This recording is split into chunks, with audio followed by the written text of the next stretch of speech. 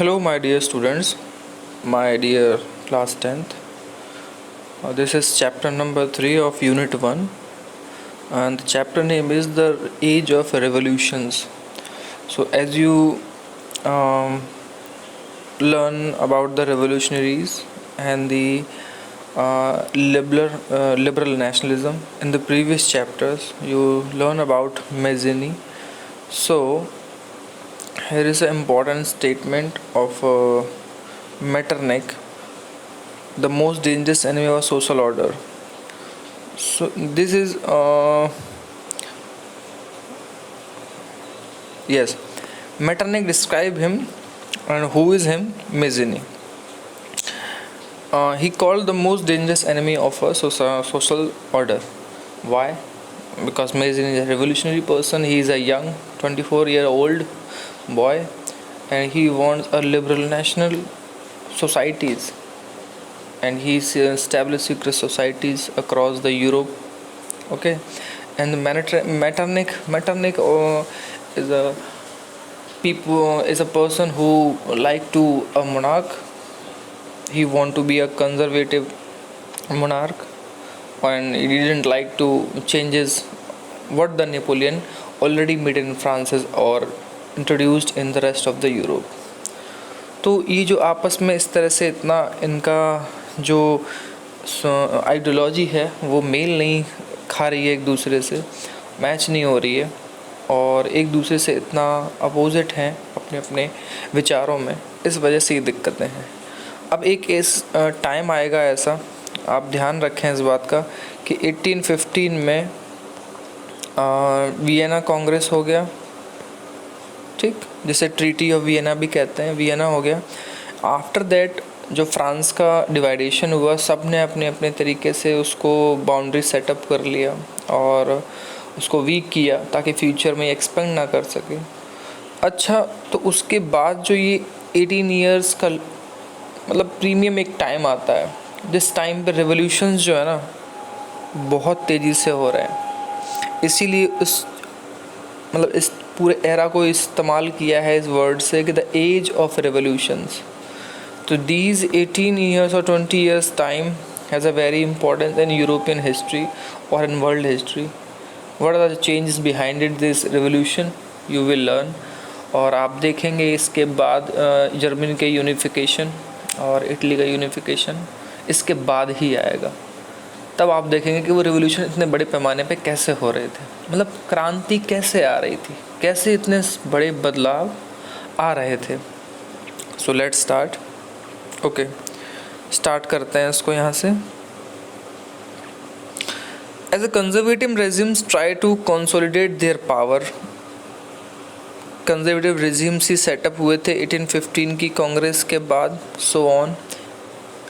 हर एक जगह पे जो बड़े बड़े एम्पायर है वहाँ पे अब कंसोलिडेट देयर पावर, मतलब वो अपनी पावर को मजबूत करके रखना चाहते हैं. कंसोलिडेट का मतलब ये होता है, वो एक सॉलिडेटरी वर्ड यूज़ करते हैं ना आप, मजबूती से. ठीक वैसे ही liberalism and nationalism came to be increasingly associated with revolution in many regions of Europe. अब जो लोग लिबरल हैं वो कंजर्वेटिव नहीं, जो लिबरल हैं, जो चेंज चाहते हैं. नेशनलिज्म मतलब वो लोग जो नेशन थ्योरी को मानते हैं, उन्हें लगता है कि अब देश की खातिर चीज़ें होनी चाहिए, राजाओं के खातिर, एम्पायर खातिर अब कुछ नहीं होना चाहिए, क्योंकि वो तो हमेशा घटता बढ़ता रहता है और उसमें हम सिर्फ दूसरों को हमेशा कब्जा करते. फिर क्या हुआ, came to be increasingly associated with revolution. ये लोग एक दूसरे के साथ बढ़ चढ़ के आ रहे हैं, रेवोल्यूशंस में हिस्सा ले रहे हैं, एक दूसरे के साथ आ रहे हैं. और बहुत सारे यूरोप के रीजन्स में, जैसे कि such as the Italian and German states, ऐसा बेटा इटली में भी हो रहा था जहाँ पे लिबरल और नेशनलिस्ट एक साथ आ रहे थे. जर्मन स्टेट में भी यही हो रहा था. And the provinces of the Ottoman empire. अब देखो, आपने कहा, आप एक चीज़ समझने की कोशिश कीजिएगा हमेशा. अब यहाँ पे ऑटोमन एम्पायर जो वर्ड यूज़ हुआ है उसको आप बेटा ऐसे समझें कि आज का ऑटोमन एम्पायर मॉडर्न टर्की है. आज जो टर्की एक कंट्री है, उस टाइम एक कंट्री नहीं था, एक एम्पायर था. आज वो एक नेशन थ्योरी है, आज एक नेशन है. तो मैं वही समझाने की कोशिश कर रहा हूँ कि वो चीज़ ऑटोमन एम्पायर तक भी गई. आयरलैंड तक भी गई और पोलैंड तक गई। और आयरलैंड और पोलैंड भी अपने टाइम पे फ्री नेशन स्टेट नहीं थे, जिनकी यहाँ पे जो है डिस्क्राइब किया गया है जिनको।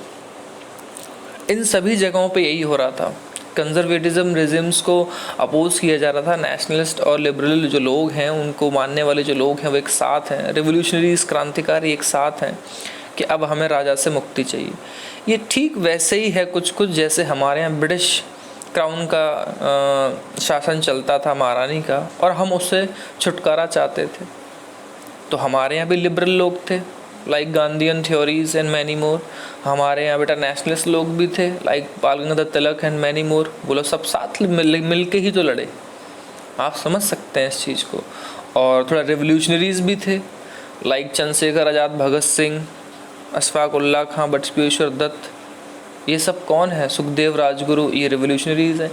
ठीक वैसे ही एक सेटअप आपको यूरोप में दिखाई दे रहा है, सेम वैसा। Okay, these revolutions were led by the liberal nationalists belonging to the educated middle class elite, among whom were professors, school teachers, clerks, member of the commercial middle classes. अब हम सबको पता है बेटा कि जो लिबरल नेशनलिस्ट हैं वो लोग जो चेंजेस चाहते हैं खुद भी बहुत पढ़े लिखे हैं, और आप देखते हैं कि ये बिलोंग करते हैं एजुकेटेड मिडिल क्लास को, एलीट में। मतलब जो एक परफेक्ट मिडिल क्लास के लोग होते हैं वो, जिसमें प्रोफेसर हैं, स्कूल के टीचर हैं, क्लर्क्स हैं, और जो कमर्शियल क्लास है, मतलब जो लोग व्यापार में, बैंक वगैरह इस तरह के, ऑडिटर है ना, अकाउंटेंट, इस तरह के फील्ड से जुड़े हुए जो लोग हैं, क्योंकि वो इकोनॉमी को भी समझते हैं बेटा, सोसाइटी को भी समझते हैं, तो वो लोग अब चेंजेस चाहते हैं। यही चीज़ इंडिया में भी हो रही थी बेटा। आप चाहे नेहरू को ले लें, गांधी को ले लें, पटेल को ले लें, राजेंद्र प्रसाद को ले लें, बी आर अम्बेडकर को ले, किसी, ये सब लोग पढ़े लिखे लॉयर ही थे, बहुत छोटे घर से निकल के आगे तक बढ़े। हालांकि गांधी जी और नेहरू तो बड़ी फैमिलीज थे, लेकिन फिर भी उन्होंने हर एक आम इंडियंस की लड़ाई लड़ी। आप भगत सिंह को देख लो, नॉर्मल फैमिली से थे। चंद्रशेखर आज़ाद को देख लो, अशफाक उल्लाह खां को देखो, मतलब किसी को भी आप देखें, ये वो लोग थे जो पढ़े लिखे थे। अब बस वो आगे आना चाहते हैं, चेंजेस चाहते हैं। They are liberal nationalist. Okay,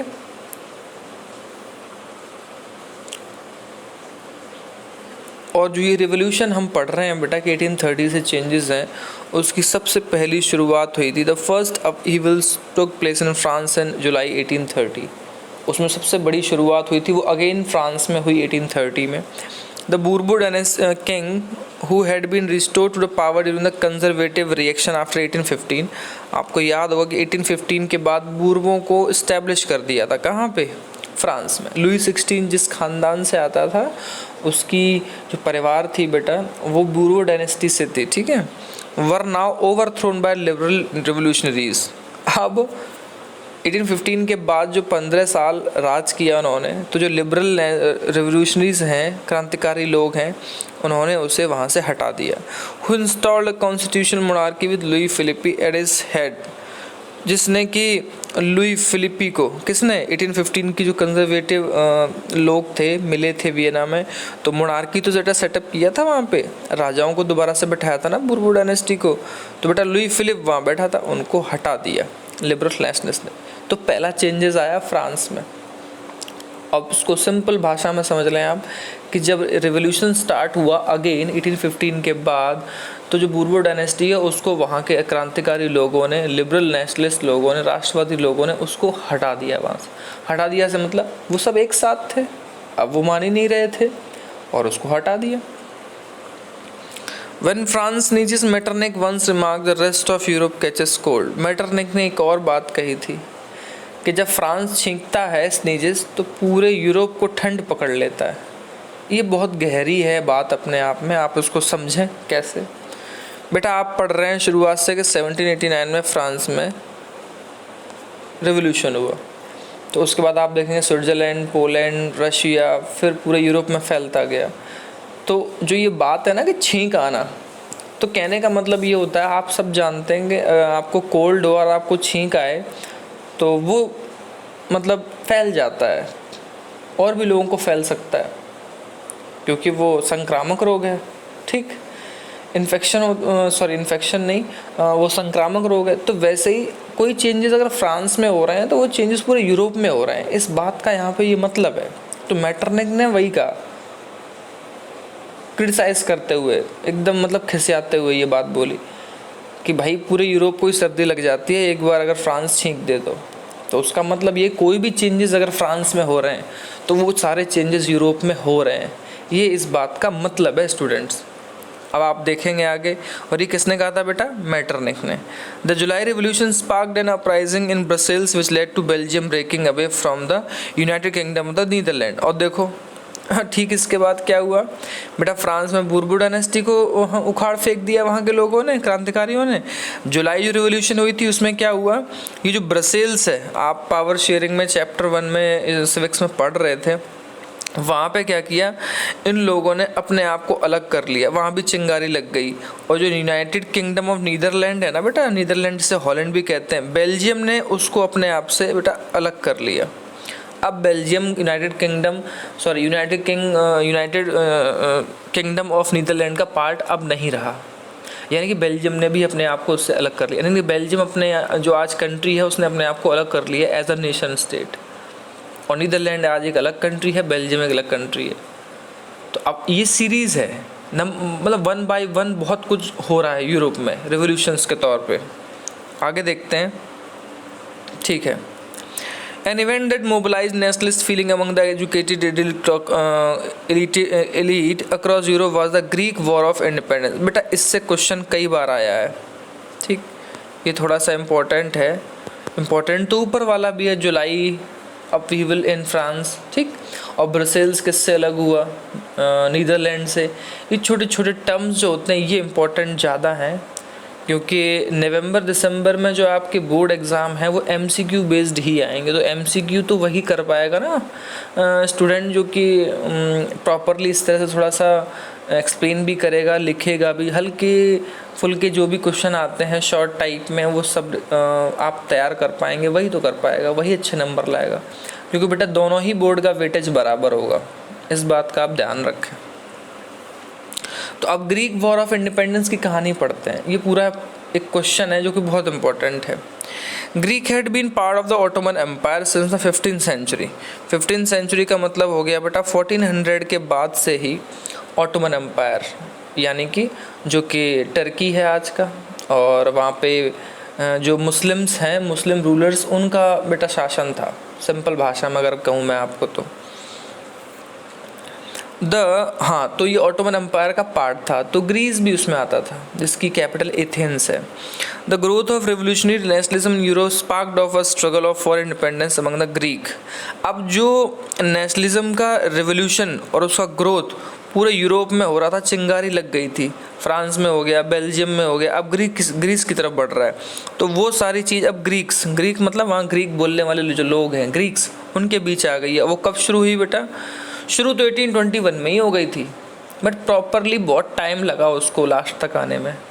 her country की अपनी यही स्टोरी होती है कि उन्होंने अपने रिवोल्यूशंस को बढ़ाने के लिए, अपनी इंडिपेंडेंस के लिए एक लॉन्ग टाइम स्ट्रगल किया है। Nationalist in Greece got support from the other Greek living in exile. अब जो वो देश प्रेमी राष्ट्रवादी लोग हैं जो ग्रीस को सपोर्ट कर रहे हैं, वो लोग भी हैं जो कि एग्जाइल में रह रहे हैं, मतलब देश से बाहर रह रहे हैं। क्यों? क्योंकि उनको बाहर निकाला कर दिया है। आपको याद है ना, मेजिनी को भी एग्जाइल मतलब कर दिया था, ठीक वैसे ही ग्रीक में भी ऐसे बहुत सारे लोग थे, उनको एग्जाइल में लाइफ बितानी पड़ रही थी, बाहर से वो सपोर्ट कर रहे थे अपनी कंट्री की इंडिपेंडेंस के लिए। And also from many west Europeans who had sympathise for ancient Greek culture.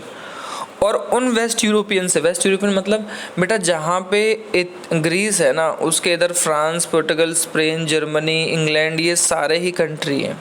अब आप कहोगे सर वो क्यों, एंशिएंट कल्चर क्यों?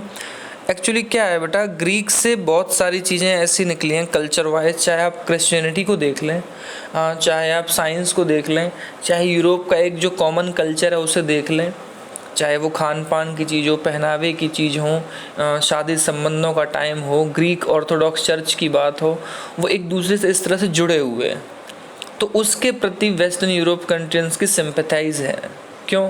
क्योंकि वो ऑटोमन एम्पायर के अंडर कंट्रोल है ग्रीस, इसलिए तो वो लोग भी कोशिश कर रहे हैं।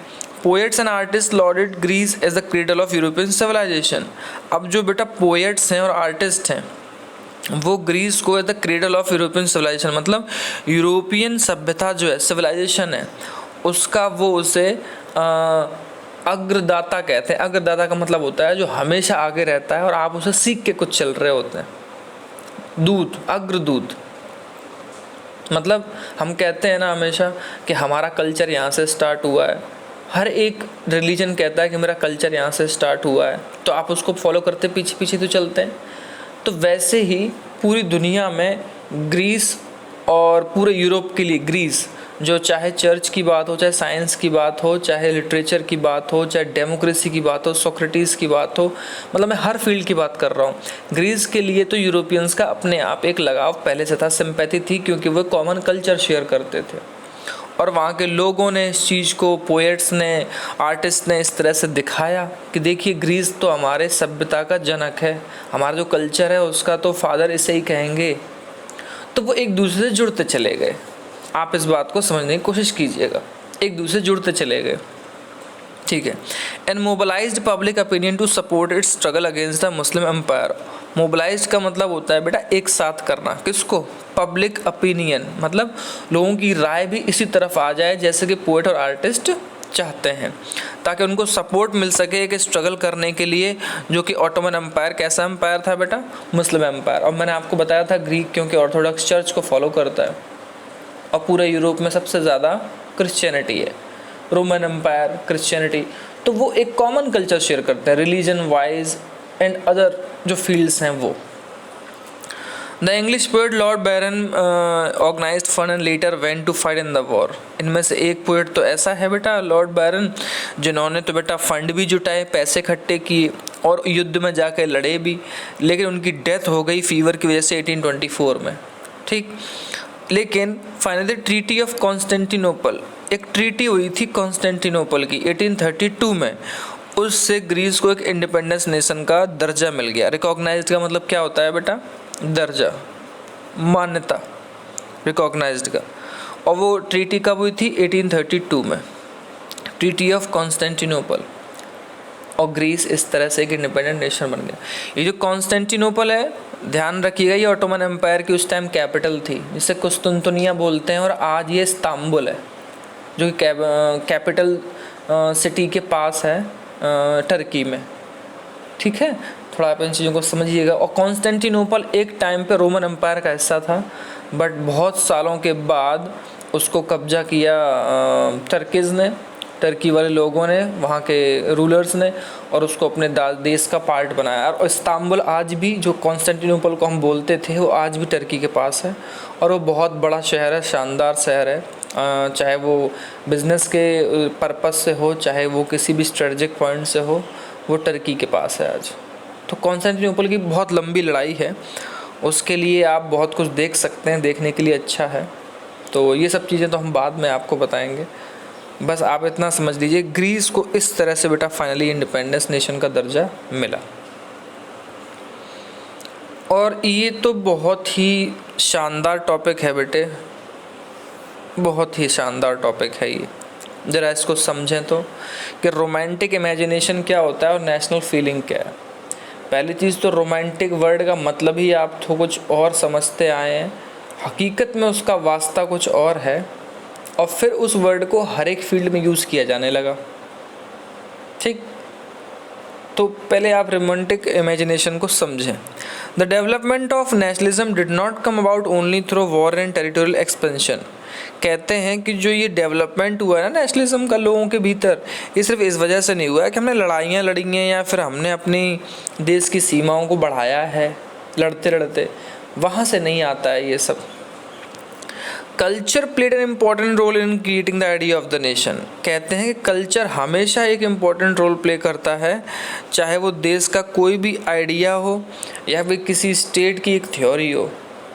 अब आप कहोगे सर ये कल्चर क्या?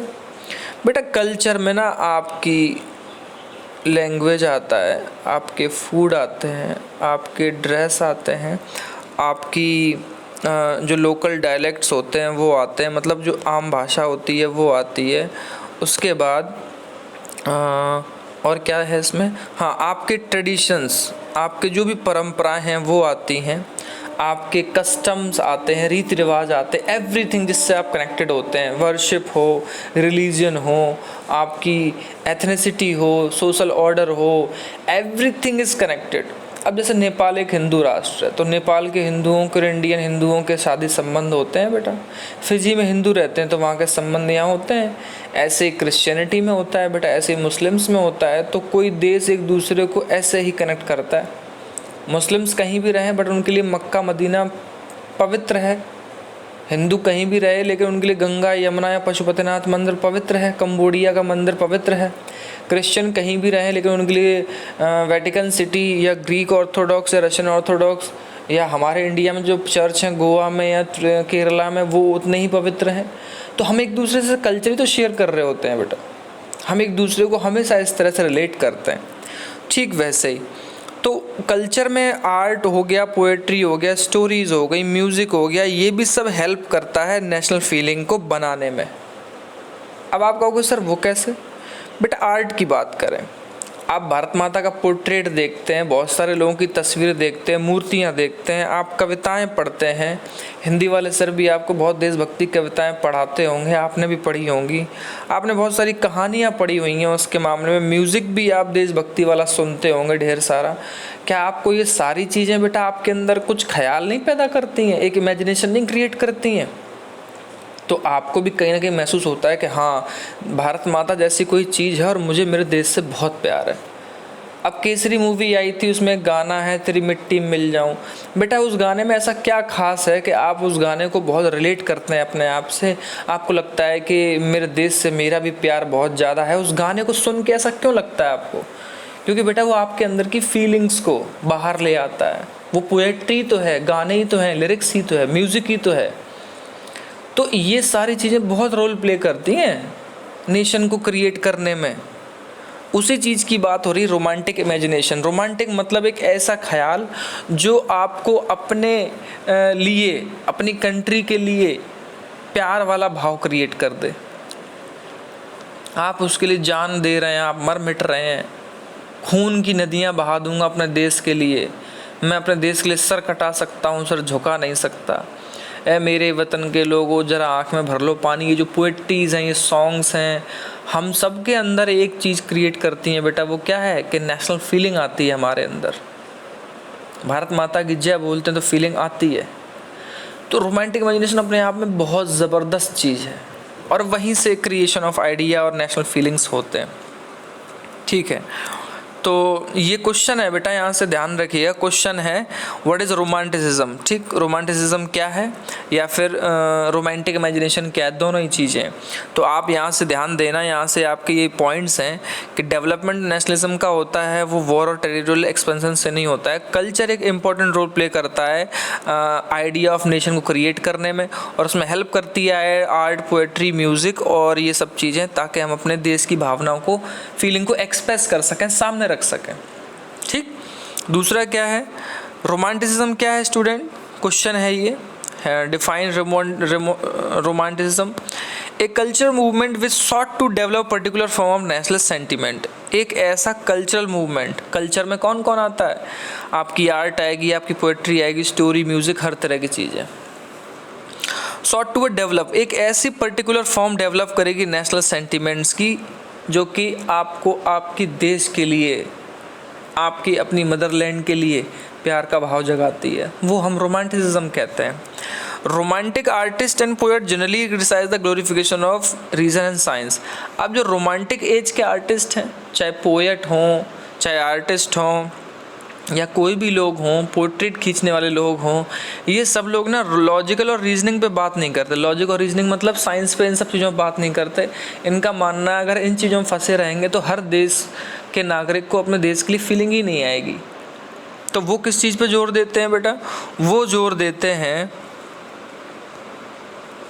And focused instead on emotions, intuition and mystical feelings. ये बड़े खतरनाक वर्ड हैं, आप समझिएगा। साइंस और रीजनिंग को मत लगाइए। उनका मानना है इमोशंस, जो आपके अंदर की अपनी भावनाएं हैं अपने देश के प्रति, उनको बाहर लाइए। इंट्यूशन, जो आपके अपने इरादे हैं, आपके जो मन के इरादे हैं वो लाइए। मिस्टिकल फीलिंग्स का मतलब होता है एक ऐसी फीलिंग जिसको आप ना सामने नहीं रख सकते, लेकिन आप अपने शब्दों से, पोएट्री से, गानों से सामने रख सकते हैं। अब मिस्टिकल फीलिंग का मतलब कुछ ऐसे हो गया बेटा, जैसे आप बॉलीवुड के गाने सुनते हैं तो आप कहते हैं तुम दिल की धड़कन में रहते हो, लेकिन क्या कोई इंसान दिल की धड़कन में रह सकता है क्या? लेकिन वो प्यार शो कर रहा है ना आपका अपने प्रति।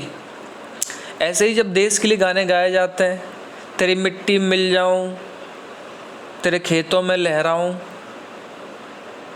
आप एक बात बताओ, कोई मिट्टी मिल सकता है इस तरह से? मिट्टी में मिलने का क्या मतलब है बेटा? मिट्टी मिलने का मतलब है कि मैं मर जाऊंगा तो इस देश की मिट्टी में ही समा जाऊंगा।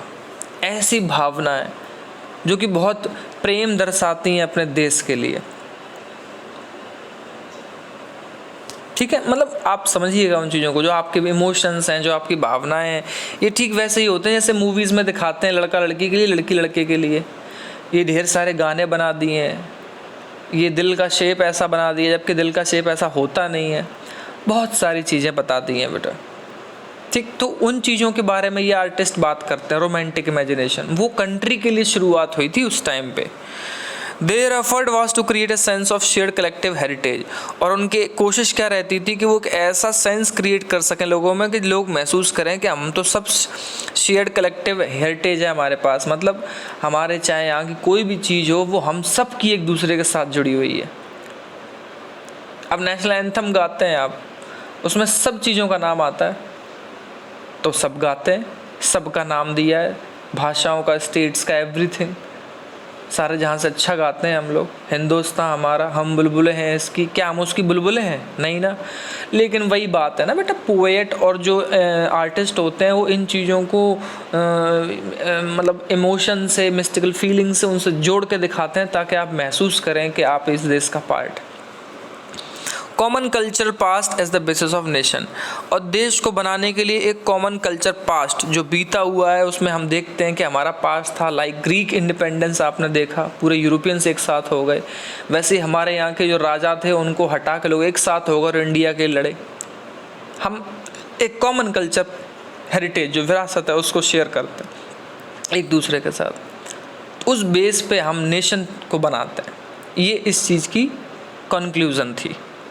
ठीक है, तो बाकी की जो टॉपिक हैं उन्हें हम कल स्टार्ट करेंगे। आई होप आपको यहाँ तक अच्छा समझ में आया होगा। बहुत अच्छा टॉपिक चल रहा है। तो यहाँ से 2-3 क्वेश्चन इंपॉर्टेंट हो गए। What is romantic imagination, what is romanticism, Greek war of independence उस पर भी आ गया, और बेल्जियम नीदरलैंड वाला क्वेश्चन 1 मार्क है वो भी हो गया।